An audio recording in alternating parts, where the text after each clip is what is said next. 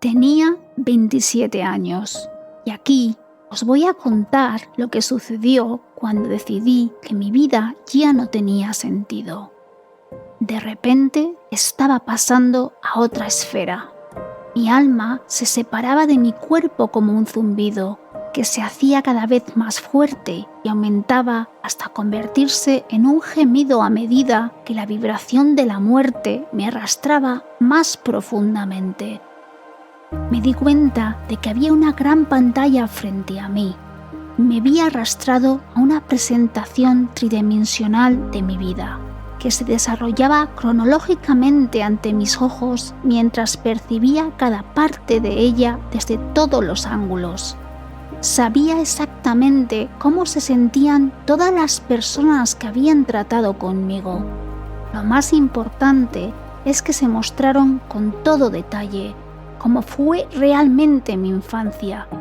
Las imágenes pasaron volando, pero me resultó fácil empaparme de cada momento porque cada una desencadenaba un recuerdo o un trozo de mi vida. Cuanto más me acercaba al final de mi vida, más rápido pasaban las imágenes. En un abrir y cerrar de ojos, había vivido los 27 años completos desde mi nacimiento hasta el momento en que me encontré muriéndome en el sofá. Entonces, el lapso de tiempo de mi vida se detuvo abruptamente. ¿Y ahora qué? ¿Dónde estaba yo? Me sumergí en la oscuridad.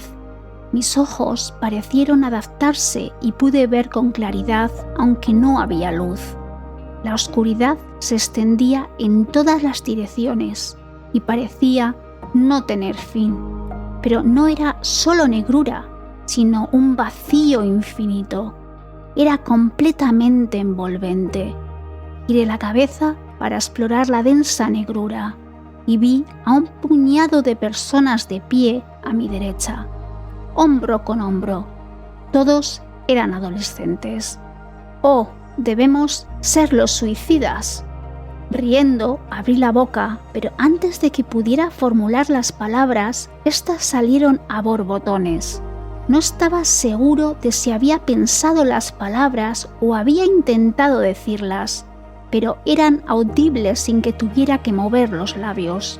Entonces no estaba seguro de si los demás me habían oído hasta que el tipo que estaba a mi lado contestó. No me dijo ni una sola palabra. Me miró lentamente y se volvió hacia el frente. No tenía ninguna expresión en el rostro, ni calor, ni inteligencia en sus ojos. Flotando en la oscuridad, él y todos los demás se quedaron sin pensar. Al otro lado de la línea estaba sentada una chica que parecía tener unos 20 años. Di cuenta de que el sentimiento, algunos lo llaman intuición o sexto sentido, era el método preferido para transmitir información aquí. Al ejercitar mi nuevo poder de sentir, sentí que estaba recordando una capacidad natural y familiar, olvidada hace tiempo, que había sido suprimida o socavada por las palabras. Pero no me contestó. Su mirada perdida, dirigida a la nada, no fue interrumpida por mis pensamientos sobre ella. Estaba igual que el resto, con la mirada perdida, sin preocuparse ni sentir curiosidad por saber dónde estábamos. Estaban muertos y yo también. De repente, como si hubiéramos estado esperando algún tipo de proceso de clasificación, una fuerza invisible e indeterminada me absorbió más hacia la oscuridad y dejé atrás a los adolescentes.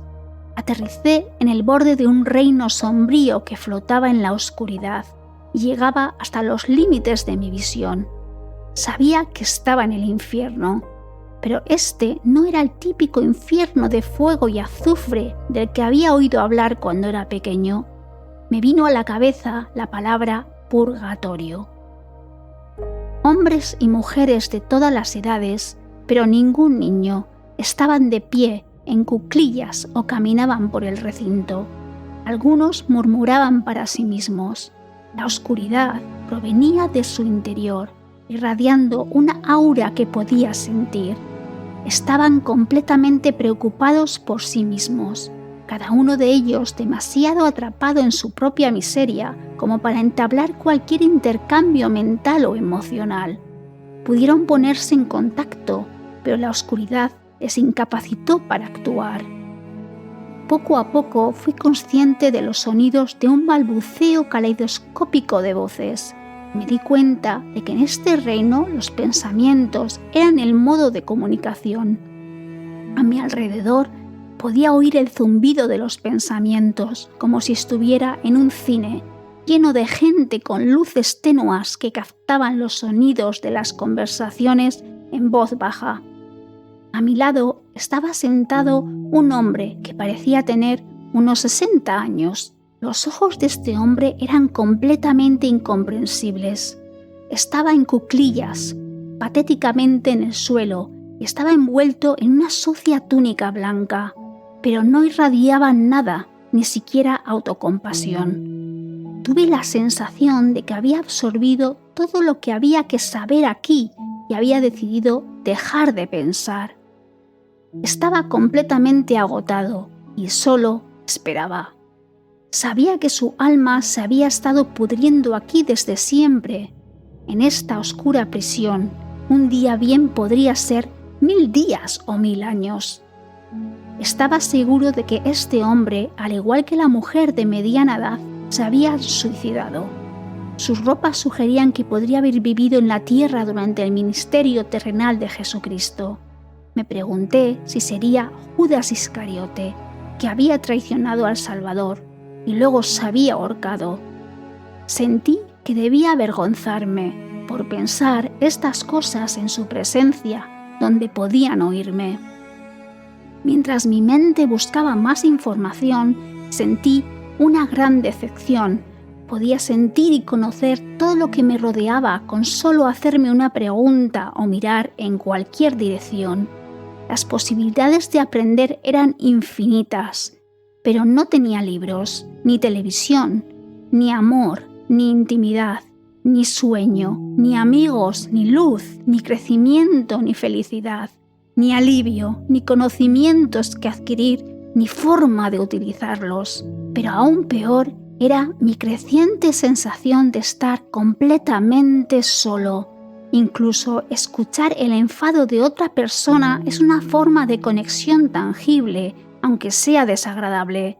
Pero en este mundo vacío en el que no se podía establecer ninguna conexión, la soledad era aterradora.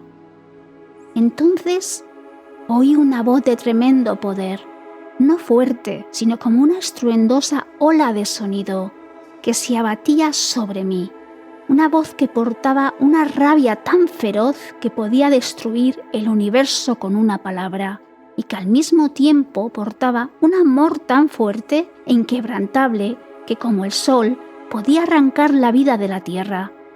Me estremecí ante su poder y sus tortuosas palabras. ¿Es esto lo que realmente quieres? La gran voz emanaba de un punto de luz que se agrandaba con cada palabra, estruendosa, hasta que colgaba como un sol brillante justo detrás del negro muro de niebla que formaba mi prisión. Aunque la luz era mucho más brillante que la del sol, me alivió los ojos con su profundo y puro brillo blanco. Sentí que la luz no podía, o quizás no quería, superar la barrera de la oscuridad. Supe con absoluta certeza que estaba en presencia de Dios. Era un ser de luz que no solo irradiaba luz o brillaba desde su interior, sino que parecía casi hecho de luz. Era una luz que tenía sustancia y dimensión, la sustancia más hermosa y gloriosa que jamás haya visto. Toda la belleza, todo el amor, toda la bondad estaba contenida en la luz que fluía de este ser, pero nada de lo que podamos imaginar se acerca a la magnitud del amor perfecto que este ser ejerció sobre mí. No recordaba detalles de una vida anterior a mi nacimiento mortal, pero me reencontré con la vida que compartía con el Padre, una vida espiritual que parecía remontarse al principio del universo. Pude ver que ninguno de los otros en ese reino era consciente de la presencia de Dios. El hombre agachado a mi lado podía ver que me concentraba en algo, pero era evidente que no podía ver nada más allá de la barrera. Otros charlaban sin darse cuenta. Entonces Dios me habló. Sus palabras fueron agónicas. ¿Es esto lo que realmente quieres? ¿No sabes que esto es lo peor que podrías haber hecho? Podía sentir su rabia, su frustración, porque había tirado la toalla, porque me había apartado de él y de su orientación. Y me había sentido atrapado, no había visto otra opción que morir antes de que pudiera hacer más daño en la vida, así que le contesté: pero mi vida es muy dura. Mis pensamientos se transmitieron tan rápidamente que ni siquiera se completaron antes de que asimilara su respuesta. ¿Crees que ha sido difícil? No es nada comparado con lo que afrontarás si te quitas la vida. A medida que el padre hablaba, cada una de sus palabras estallaba en un complejo de significados como fuegos artificiales, diminutas bolas de luz que se disolvían en 1.000 millones de piezas de información, llenándome de corrientes de verdad viva y comprensión pura. Se supone que la vida es dura. No puedes saltarte partes. Todos lo hemos hecho. Tienes que ganarte lo que consigues. De repente sentí otra presencia con nosotros, la misma que había estado conmigo cuando crucé por primera vez la muerte, repasando mi vida conmigo. Me di cuenta de que había estado con nosotros todo el tiempo, pero que solo ahora podía percibirlo. En aquel momento había percibido su fuerte y a la vez amable personalidad, pero ahora podía percibirlo con tanta fuerza que incluso podía distinguir su forma. Lo que podía ver eran volutas de luz que atravesaban la oscuridad, como pequeños rayos láser que atraviesan una tela negra, o como estrellas que se asoman a través de la negrura de una noche sin nubes. Esta luz tenía inconfundiblemente el mismo brillo que la luz gloriosa que emanaba del Padre, pero mis ojos espirituales no eran capaces de discernirla plenamente. Mi capacidad de ver con mis ojos estaba de alguna manera ligada a la voluntad de creer. Los rayos de luz me penetraron con una fuerza increíble, con la fuerza de un amor que todo lo consume. Este amor era tan puro y fuerte como el del Padre, pero tenía una dimensión completamente nueva de pura compasión, de completa y total empatía. Sentí que no solo comprendía mi vida y mis dolores íntimamente, como si hubiera vivido mi vida, sino que también sabía cómo guiarme a través de ella. Con mis diversas elecciones podían llevarme a más amargura o a un nuevo crecimiento. Después de creer toda mi vida que nadie podía entender lo que había pasado, ahora me di cuenta de que había otra persona que sí lo hacía. A través de esta empatía corría una profunda vena de dolor. El dolor que había sufrido le dolía mucho, pero le dolía aún más que no le hubiera pedido consuelo. Su mayor deseo era ayudarme. Lloró mi ceguera como una madre lloraría a un hijo muerto. De repente supe que estaba en presencia del Salvador del mundo. Me habló a través del velo de la oscuridad. ¿No lo entiendes? Lo he hecho por ti. Cuando me inundó su amor y el dolor real que soportó por mí, mis ojos espirituales se abrieron. En ese momento empecé a ver exactamente lo que el Salvador había hecho. Cómo se había sacrificado por mí. Me demostró que me había acogido en su interior, que había integrado mi vida en la suya y que aceptaba mis experiencias, mis sufrimientos como propios. Y así por un segundo estuve en su cuerpo. Pude ver las cosas desde su punto de vista y experimentar su autoconciencia. Me dejó entrar para que pudiese ver por mí mismo cómo había asumido mis cargas y cuánto amor me tenía. Sabía lo que había hecho mal.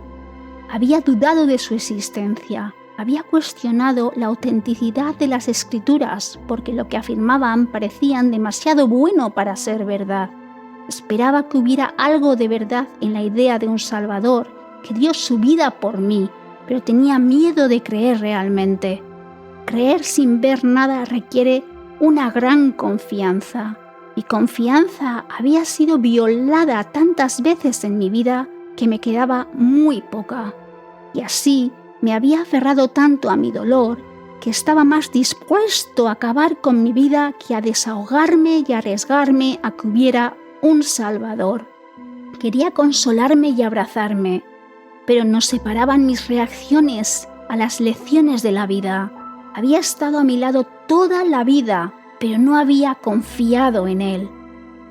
Mientras observaba desde la perspectiva del Salvador, su comprensión única de mi situación se trasladó al Padre. Desde mi nueva perspectiva vi a Dios de perfil, mirando mi forma. La comunicación entre el Padre y su Hijo era tan rápida y perfecta que parecían pensar los pensamientos del otro al unísono. Jesús me ha defendido. Aquí no hubo conflicto ni disputa. La comprensión de Jesús fue aceptada sin discusión, porque conocía todos los hechos. Era el juez perfecto, sabía exactamente dónde estaba yo en relación con mi necesidad de misericordia y la necesidad de justicia del universo. Ahora podía ver que todo el sufrimiento de mi vida terrenal sería solo temporal y que en realidad era para mi bien. Nuestros sufrimientos en la tierra no tienen por qué ser inútiles. El crecimiento humano surge de las circunstancias más trágicas. A medida que Dios Padre y Jesús me enseñaban, sus palabras aumentaban en velocidad y poder, y luego se fusionaban de modo que decían exactamente lo mismo en el mismo momento.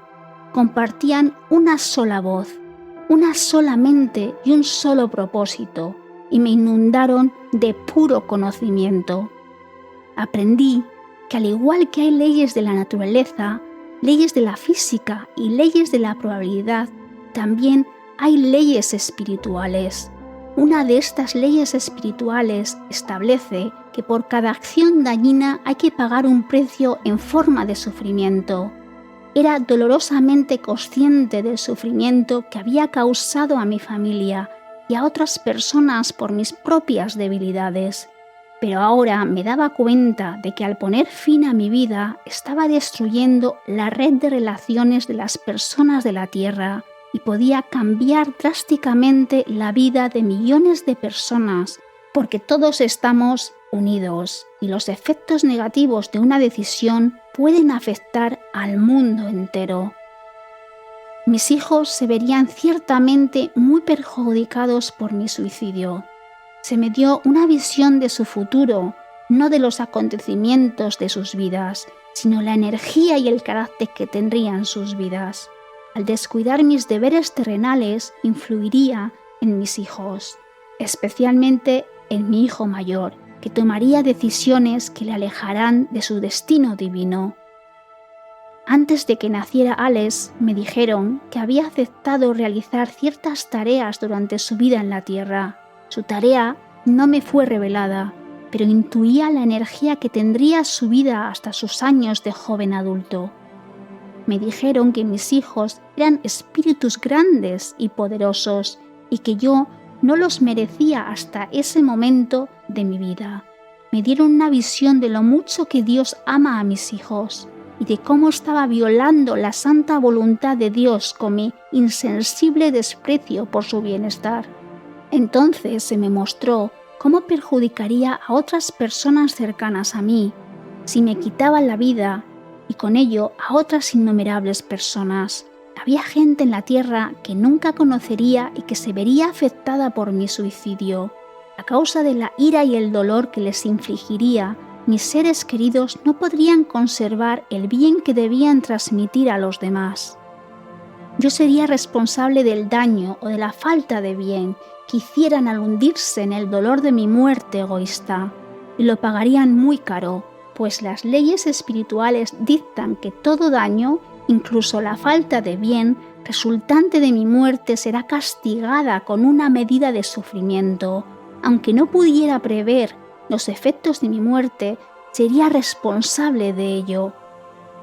Dios mismo está obligado por la ley espiritual, por lo que no había escapatoria para mí.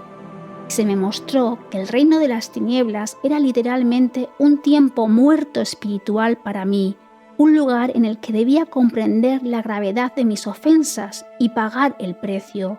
Pero tuve que preguntarme, ¿por qué yo? ¿Por qué podía ver a Dios mientras que la cáscara vacía de un hombre a mi lado no podía? ¿Por qué recibí la luz y fui enseñado mientras que Él se ocultó en la miseria y la oscuridad? Entonces me dijeron que la razón era mi voluntad. Cuando morí por primera vez a este hombre y me pregunté si había vivido durante el misterioso terrenal de Jesús, la pregunta demostró que estaba dispuesto a creer en Dios, dispuesto a creer que Cristo había caminado alguna vez por la tierra. Y cuando estaba dispuesto a creer, también podía ver.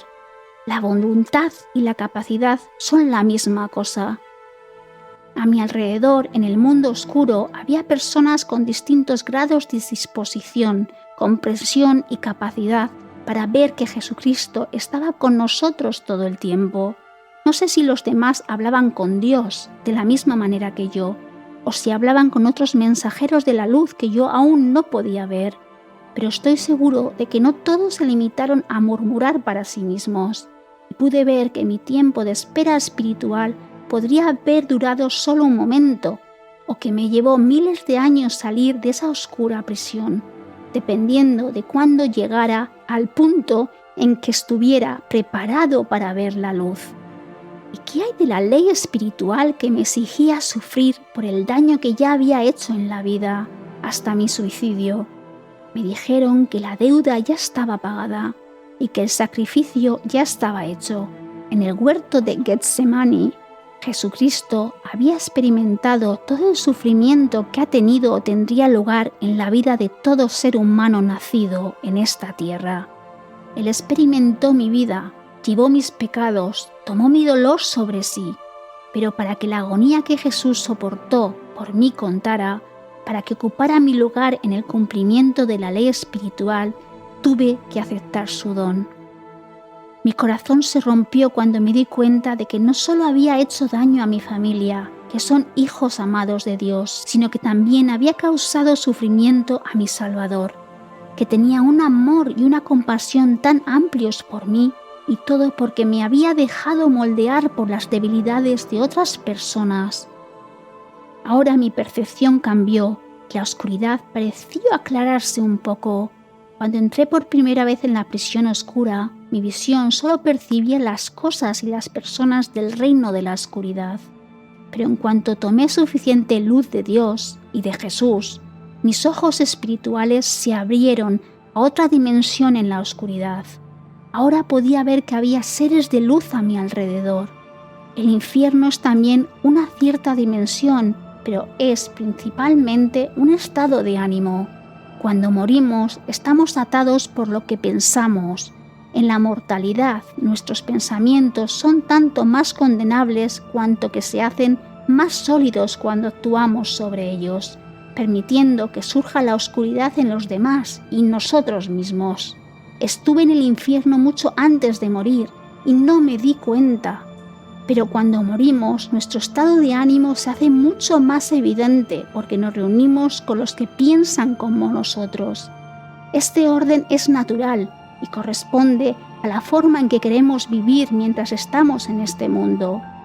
Nuestro tiempo es solo un latido en el plan eterno de la creación. Sin embargo, es el momento decisivo de la verdad, el punto de inflexión.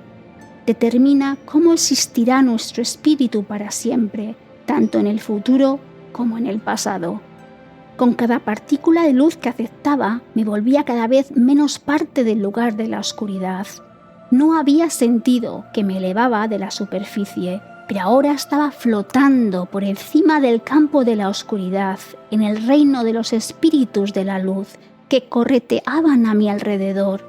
Podía sentir la urgencia de los espíritus que se apresuraban a hacer la obra de Dios. Entonces me dijeron que estamos en los últimos momentos antes de que el Salvador vuelva a la tierra. Me dijeron que la guerra entre las tinieblas y la luz en la tierra se ha vuelto tan intensa que las tinieblas nos engullirán. Estaremos perdidos a menos que busquemos continuamente la luz. No se me dijo cuándo ocurriría esto, pero comprendí que la tierra estaba siendo preparada para la segunda venida de Cristo. Miré a las desdichadas almas y me di cuenta de que ya no me sentía como ellas, quería vivir. Entonces la poderosa fuente de energía que me había llevado a la prisión oscura volvió para liberarme. Durante una fracción de segundo me invadió una sensación de prisa. La oscuridad pasó rápidamente y de repente volví a estar en mi cuerpo, tumbada en el sofá.